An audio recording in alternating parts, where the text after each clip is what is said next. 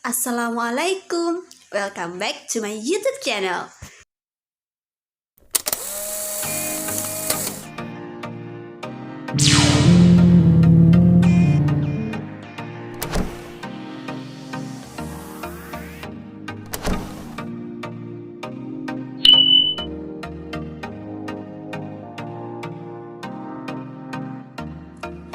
Kali ini kita akan sharing tentang passive voice.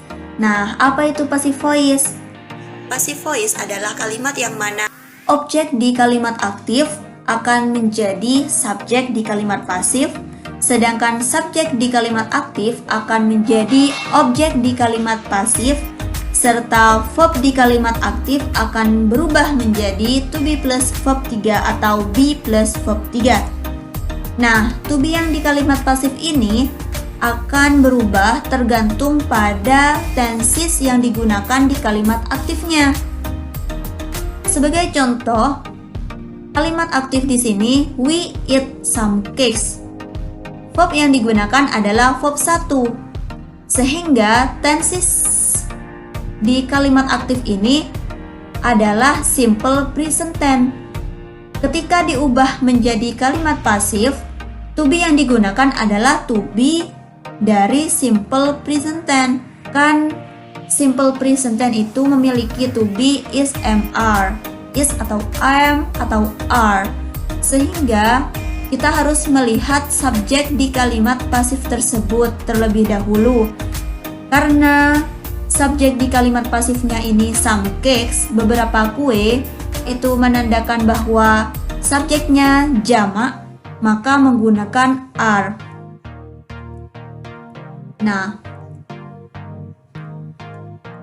di kalimat aktif sendiri, ini kan simple present tense. Kenapa tidak menggunakan s atau is? Nah, ada juga verb 1 plus s atau is itu di simple present tense. Tapi itu hanya digunakan ketika subjeknya adalah orang ketiga tunggal, she, he, it, atau satu nama orang. Kalau dua nama orang atau I, you, they, we, subjeknya, verb yang digunakan itu verb 1 tapi tanpa ada tambahan s atau is.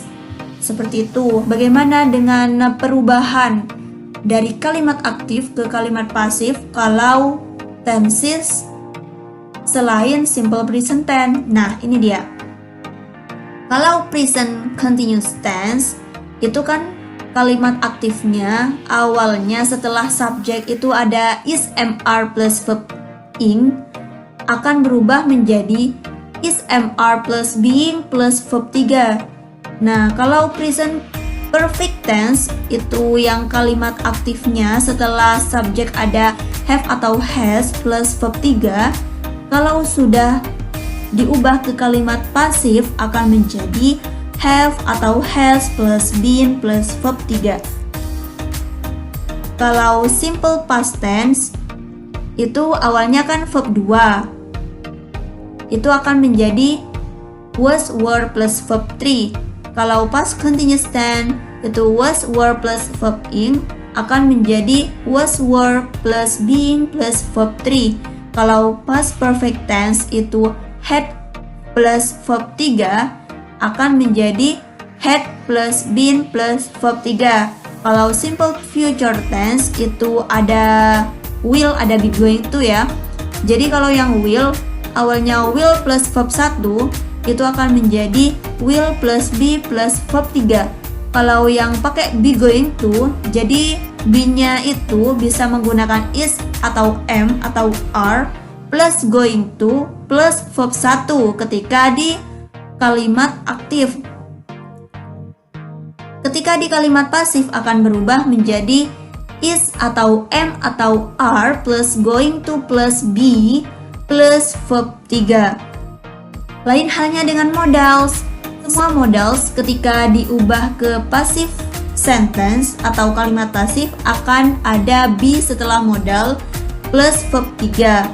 Jadi awalnya modalnya itu misalnya can atau must atau may plus verb 1, itu akan berubah menjadi can atau must atau may plus be plus verb 3.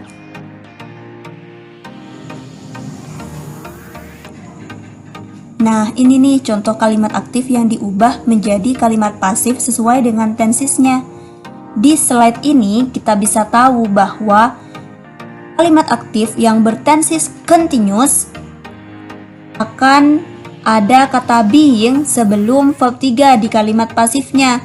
Lalu, to be yang digunakan sebelum kata being tersebut itu tergantung pada tenses yang ada di kalimat aktifnya. Kalau tenses kalimat aktifnya itu present continuous tense, maka itu menggunakan to be, are, atau is, atau am. Tapi kalau tensesnya itu di kalimat aktifnya menggunakan past continuous tense, maka to be yang digunakan sebelum being itu adalah were atau was. Lalu untuk kalimat aktif yang bertenses perfect, maka ada tambahan been sebelum verb 3 di kalimat pasifnya. Lalu sebelum been itu pakai apa? Pakai have atau has atau had. Nah, itu juga tergantung pada tenses di kalimat aktifnya. Kalau tenses kalimat aktifnya itu adalah present perfect tense, maka menggunakan have atau has. Tapi kalau tenses di kalimat aktifnya itu past perfect tense, maka menggunakan had sebelum been di kalimat pasifnya. Lalu untuk tenses kalimat aktif yang simple future tense, baik itu will ataupun be going to, dan juga models bisa can atau must atau may dan seterusnya, itu menggunakan be sebelum verb 3 di kalimat pasifnya. Nah, untuk makna atau arti kalimat di kalimat aktif sama kalimat pasif itu ada perbedaan. Perbedaan yang paling mencolok itu ada di kata kerjanya atau verbnya. Kalau kalimat aktif ada tambahan awalan ber atau me, tapi kalau di kalimat pasif ada tambahan awalan ter atau di. Lalu contohnya nih, we eat some cakes. Kita memakan beberapa kue. Nah, memakan kan. Tapi kalau kalimat pasif, some cakes are eaten by us. Beberapa kue dimakan oleh kita. Ada tambahan awalan di, makan, di kata kerjanya itu. Kita bisa mengubah kalimat aktif menjadi kalimat pasif jika kalimat aktifnya berbentuk kalimat verbal. Dalam bahasa Inggris ada kalimat verbal, ada kalimat nominal, verbal sentence sama nominal sentence. Kalau verbal sentence itu biasanya menggunakan kata kerja yang berupa tindakan, kayak contohnya nih, we cook a cake, kami memasak sebuah kue. Memasak itu kan butuh tindakan kan?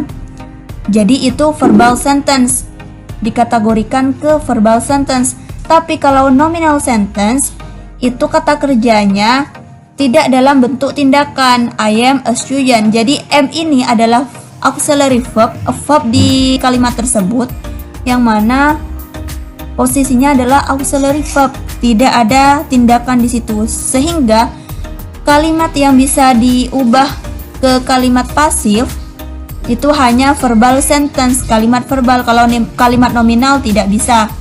Lalu kalimat verbal seperti apa yang bisa diubah? Kalimat verbal yang mengandung transitive verb, kata kerja yang membutuhkan objek. Jadi dalam bahasa Inggris itu ada dua nih, transitive verbs sama intransitive verbs. Nah, transitive verb itu kata kerja yang membutuhkan objek, tapi kalau intransitive verb kata kerja yang tidak membutuhkan objek. Kalau kata kerja yang membutuhkan objek itu kayak we cook a cake, kami memasak sebuah kue. Memasak apa? Harus ada objeknya. Bisa kue, bisa nasi, bisa ayam, dan lain-lain. Sehingga kalau transitive verb itu bisa diubah ke kalimat pasif. Tapi kalau kalimat aktifnya itu intransitive verb, contoh we run in the street, kami berlari di jalan. Berlari di jalan, berarti kalau berlari itu kan berlari apa, kan gak ada, hanya meletakkan adverb of place setelah run-nya itu kan, berarti itu masuk ke intransitive verb run-nya. Hingga kalimat yang mengandung intransitive verb itu tidak bisa dijadikan passive sentence. Well, that's all about our discussion today, and see you.